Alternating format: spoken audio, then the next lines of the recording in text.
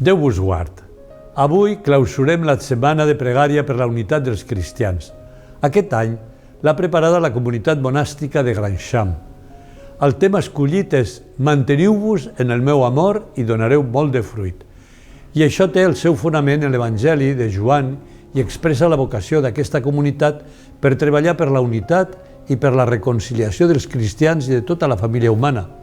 Les lectures del Nou Testament del 8è dia d'aquesta setmana de pregària ens proposen reconciliar-nos amb tota la creació. L'himne de la carta als Colossencs és una bellíssima acció de gràcies a Déu Pare per haver salvat tota la humanitat a través de Crist. Ell és el fonament de la nostra vida cristiana. Crist és la nostra pau. Ell és també el Senyor de tots els éssers creats i vol que tots visquem amb dignitat. Jesús ha volgut comptar amb tots nosaltres per dur a terme la seva obra de salvació. Ens demana que acollim la seva paraula en el nostre cor i que donem fruit abundant. Crist vol ser en nosaltres la llavor de mostassa, de la qual ens parla l'Evangeli de Marc. La llavor de mostassa és la més petita de totes, però si la deixem créixer, produeix un arbust tan gran que fins i tot els ocells venen a aixoplugar-se sota les seves branques. El regne de Déu s'obre pas en el nostre món a través de petits gestos de pau i de tendresa, a partir d'homes i dones fràgils i pecadors com tu i com jo. Jesús ens crida a estar ben arrelats en ell.